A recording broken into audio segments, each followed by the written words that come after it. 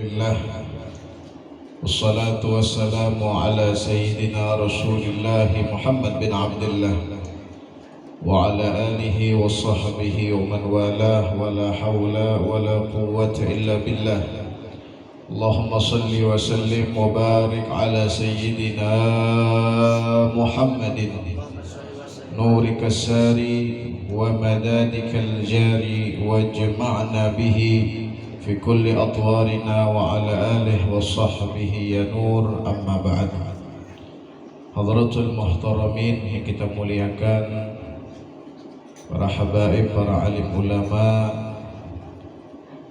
dan seluruh hadirin hadirat yang dimuliakan Allah, terkhusus tuan rumah beserta seluruh keluarganya yang senantiasa kita doakan semoga selalu dalam limpahan rahmat, kasih sayang, keberkahan, kebaikan dan keselamatan daripada Allah Subhanahu wa taala, dan semoga apapun yang mereka hajatkan dikabulkan oleh Allah, dimudahkan segala urusannya fid dunya wal akhirah.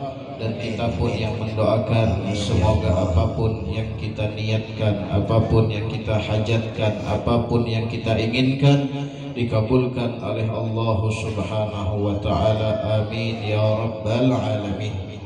Dan juga kita mendoakan bagi yang berulang tahun pada saat ini, yaitu Muhammad Arsha Al-Fath yang ke-1, dan untuk Karisa Naura Rizkia yang ke-4. Semoga menjadi anak yang saleh dan salehah, dipanjangkan umur, disehatkan badan, dan diluaskan rezeki di dalam kehidupannya dunia hingga akhirat. Dan semoga menjadi anak-anak yang akan berbakti kepada kedua orang tuanya, memberikan kegembiraan, kebahagiaan untuk kedua orang tua dan seluruh keluarganya. Amin ya rabbal alamin. Alhamdulillah, kita bersyukur kepada Allah Subhanahu wa taala. Pada hari ini kita bersama-sama Allah kumpulkan, Allah pertemukan dalam naungan rahmat dan kebaikan. Sama-sama kita zikir, sama-sama kita sholawat, dan bersama-sama pada saat ini kita mensyukuri akan segala nikmat yang Allah berikan, di mana harusnya mensyukuri akan suatu nikmat itu adalah dengan ibadah. Bersyukur kepada Allah atas segala nikmat dengan kebaikan dan ketaatan. Dan dengan sebab kita bersyukur kepada Allah melalui perantara taat, kebaikan dan ibadah, disitulah Allah akan menambah nikmat tersebut. Disitulah Allah akan memberikan kebaikan dan kemuliaan atas nikmat tersebut. Nah, tidak akan mungkin hadirin syukur atas suatu nikmat tapi malah dengan maksiat. Syukur atas suatu nikmat tapi dengan kelalaian. Syukur atas suatu nikmat tapi dengan kemungkaran, itu tidak akan mungkin terjadi. Bahkan bukannya malah ditambah itu nikmat, akan Allah cabut itu nikmat. Karena apa? Karena syukurnya kepada Allah bukan dengan ibadah, syukurnya kepada Allah bukan dengan kebaikan, di mana Allah Subhanahu wa taala memberikan jaminan kepada setiap orang yang pandai bersyukur atas suatu nikmat dengan firman-Nya yang sudah sering kita dengar, di mana Allah berfirman, la in syakartum la azidannakum. Apabila kalian pandai bersyukur akan segala nikmat yang diberikan oleh Allah, la azidannakum, niscaya pasti akan ditambah. Nah, yang menjadi kadang suatu kesalahan, sebagian orang mensyukuri sebuah nikmat bukan dengan ibadah. Nah, sebagaimana contoh, mungkin ada orang syukuran atas hari lahir tapi dengan sebuah kelalaian, kemaksiatan, syukuran atas hari lahir bukannya dengan maulidan, bukannya dengan sholawatan, bukannya dengan zikiran, ini malah dengan hal-hal yang membuat mereka lupa dengan sholat, lupa dengan kewajibannya, lupa dengan tugasnya sebagai hamba Allah. Ataupun sekarang kita dalam momentum 17 Agustus, harusnya rasa syukur kita atas nikmat kemerdekaan dengan kumpul semacam ini sekarang. Kita sholawatan, kita zikiran, kita tahlilan, yang semua niatnya pahala itu dihadiahkan untuk para pejuang kemerdekaan.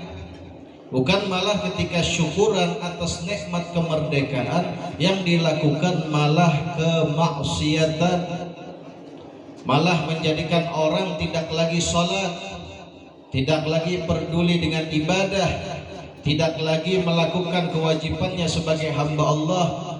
Kalau sudah syukurannya yang semacam ini hadirin, bukan malah berkah yang turun, naudzubillah, yang kita takutkan yang turun malah bala dan musibah. Tapi kalau kita syukurannya dengan zikiran, sholawatan, atau majlisan, atau hal-hal yang bernilai ibadah di sisi Allah, maka disitulah akan bertambah keberkahan demi keberkahan. Makanya kadang orang bingung, ingin hidup berkah tapi caranya salah. Oh, saya ingin harta saya berkah, saya ingin keluarga saya berkah, saya ingin hidup saya berkah, tapi caranya dilihat dulu. Orang ingin berkah hidupnya, pastilah mengambil dari sumber keberkahan Allah, yaitu baginda Sayyidina Muhammad. Orang ingin hidupnya berkah, hartanya berkah, anaknya berkah, caranya sudah diajarkan oleh Allah dan baginda Rasul. Kalau ingin hidup diberkahi, Allah sudah sampaikan di dalam firman-Nya. Allah katakan, walau anna ahlal qura amanu wattaqau lafatahna alaihim barakatim minas samai wal ardh. Ajar Allah apa? Seandainya suatu penduduk kampung mereka beriman, alhamdulillah nih sabarataan kan beriman, kada dalonang belum login nih. Sabarataan sudah muslim, sabarataan mukmin. Alhamdulillah, syarat pertama untuk meraih keberkahan sudah kita miliki, yaitu apa? Diberikan oleh Allah karunia iman. Sabarataan mukmin, mudahan imannya dari hidup sampai mati hingga bangkit di padang mahsyar bersama Rasulullah. Amin ya rabbal alamin. Jadi syarat pertama hendak hidup berkah, iman. Kita alhamdulillah diberi oleh Allah iman. Kita tidak memintanya, tidak menawarnya, tidak membelinya. Lahir dalam keadaan sebagai seorang muslim. Yang pertama kali kita dengar ketika lahir dari telinga kanan adalah kalimat Allahu Akbar, Allahu Akbar, hingga habis seterusnya azan itu. Kita terlahir sebagai muslim mukmin bukan dengan keinginan kita, namun dengan keinginan yang maha kuasa Allah. Jadi kalau ingin hidup berkah, satu syarat sudah kita dapat, apa? Iman. Namun syarat yang kedua ini yang sering dilalaikan oleh orang, yang sering kada diperhatikan, yang sering kada diperdulikan. Dan banyak dari kaum muslimin tidak lagi peduli dengan syarat yang kedua untuk meraih keberkahan, apa? Wattaqau, bertakwa kepada Allah. Jadi syarat kedua kalau ingin diberi keberkahan hidup, keberkahan yang Allah turunkan dari langit, keberkahan yang Allah nampakkan dari bumi, syarat kedua adalah takwa kepada Allah.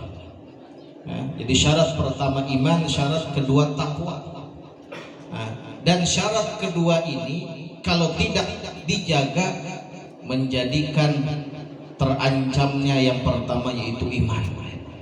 Kita diberi iman oleh Allah, mohon kada bertakwa, sembahyang kada tapi mau sembahyang, beribadah kada tapi mau beribadah, berzikir baca Quran kada tapi mau, namun berjalanan bermemakan sabarataan hendak, tapi mun beribadah beramal baik pilih-pilih. Maka orang kalau sudah ketakwaannya tidak dijaga, tidak diperhatikan, maka hadirin imannya dalam keadaan terancam. Karena kita nih diberi iman itu 24 jam non-stop syaitan memperhatikannya, syaitan mengawasinya. Karena yang ingin diambil oleh syaitan dari kita bukanlah harta kita, bukanlah barang berharga yang kita miliki, tapi yang ingin diambil oleh syaitan dari kita apa? Iman. Karena syaitan hendak apa? Mereka yang meninggal dalam keadaan tidak beriman jadi kawannya syaitan. Nah, maka dari itu kalau kita menjaga takwa, menjaga sholat, ibadah dan lain sebagainya daripada kebaikan, itu menjadi sebab iman kita dijaga oleh Allah. Nah, jadi kalau ingin hidup berkah ya ini caranya, dua ini sudah. Nah, iman dan ketakwaan. Kita sudah dikasih iman, maka sembahyangnya lagi dijaga, ibadah diperhatikan, zikir, sholawat dibaca dan diamalkan, Al-Quran meskipun sehari cuman 1-2 lembar, istiqomahkan. Kalau sudah hidup kita seperti itu, biar keberkahan akan datang dari segala arah. Kadang alih mencari berkah, bukan kita yang mencari berkah, tapi berkah yang mencari kita. Kalau apa? Kalau dua tadi, iman dijaga dengan ketakwaan. Makanya kenapa orang-orang soleh hidupnya berkah? Karena setiap saat dari waktunya ibadah. Kenapa orang soleh kok bukan hanya mereka yang punya berkah, tapi bahkan orang yang dekat dengan mereka bisa meraih berkah?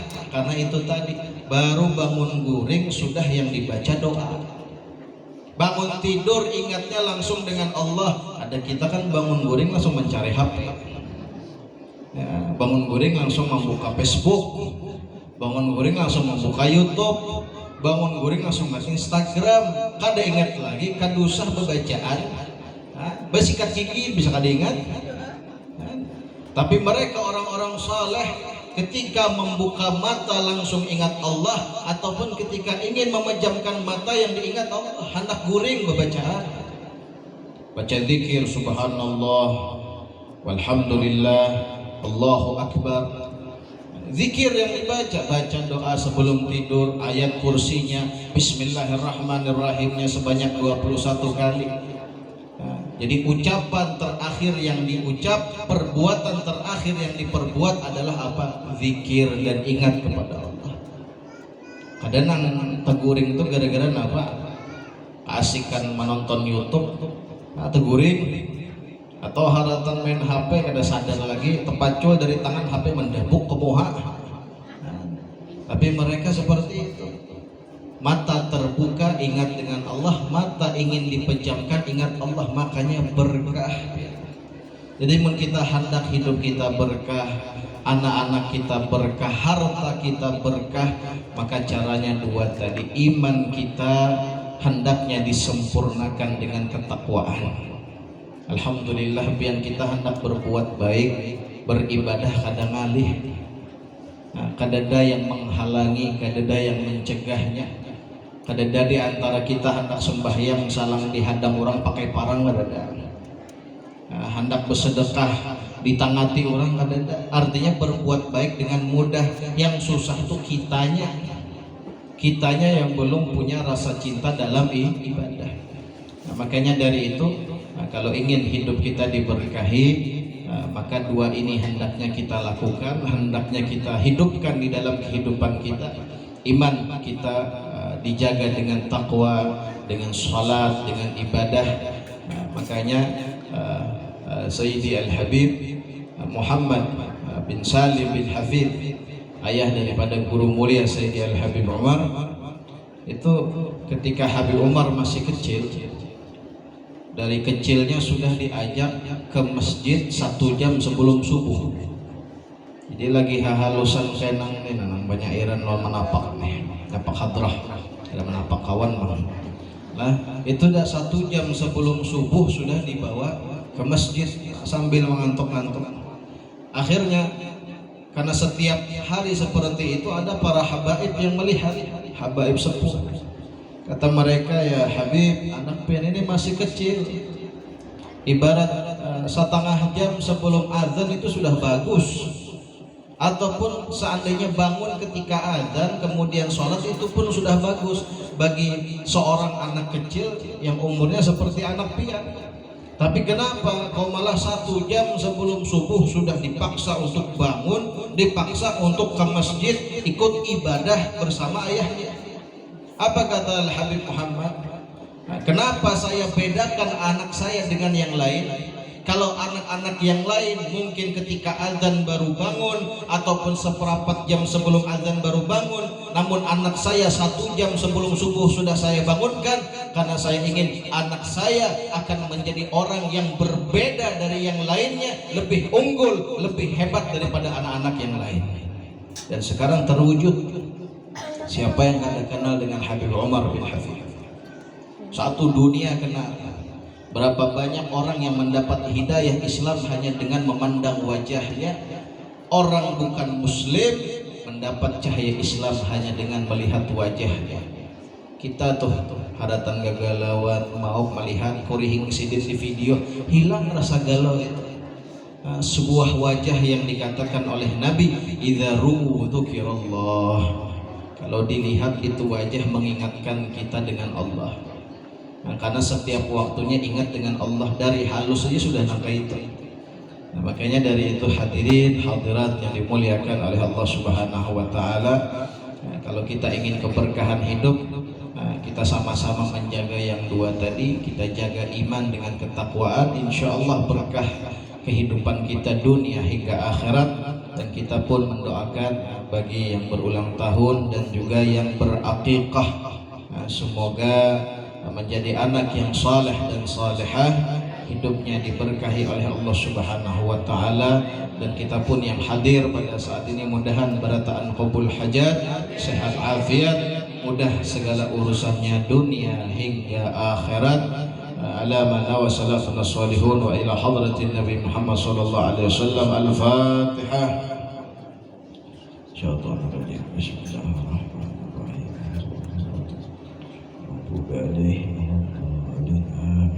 Ulun memohon ampun dan maaf serta izin setelah doa selamat, langsung soalnya ada tamu dari Jakarta.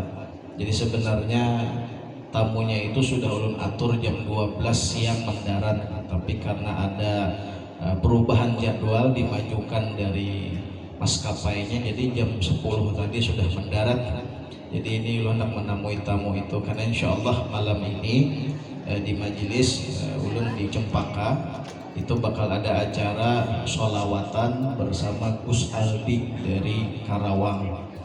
Gus Aldi dari Karawang, Jawa Barat. Nggih, mun pian ada tahu Gus Aldi, nama lainnya Sultan Juki. Sultan Juki lah. Jadi insya Allah malam ini setelah sholat isya ada acara sholawatan di majelis di Cempaka di Tarung. Jadi kalau ada yang bisa berhadir dipersilahkan. Mudahan sabarataan sehat afiat, qabul hajat dunia wal akhirah. Kita minta lawan salah satu guru yang hadir untuk membaca doa selamat.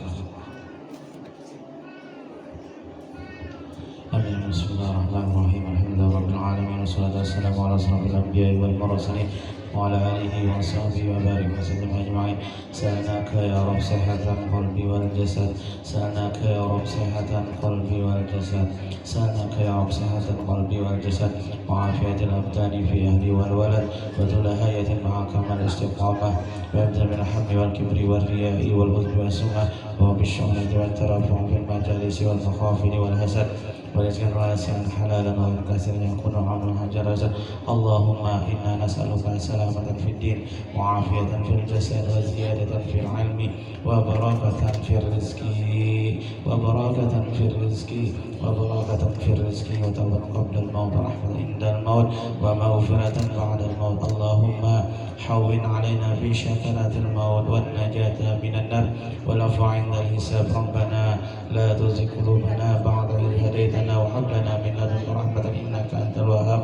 ربنا آتنا في الدنيا حسنة وفي الآخرة حسنة وقنا عذاب النار يا ربي بالمصطفى بلغ مقاصدنا واغفر لنا ما مضى يا واسع الكرم يا ربي بالمصطفى بلغ مقاصدنا واغفر لنا ما مضى يا واسع الكرم يا ربي بالمصطفى بلغ مقاصدنا واغفر لنا ما مضى يا واسع الكرم وصلى الله على عبدك ورسولك النبي الأمي وعلى آله وصحبه وسلم سبحان ربك رب العزة عما يصفون وسلام على المرسلين والحمد لله رب العالمين تقبل الله منكم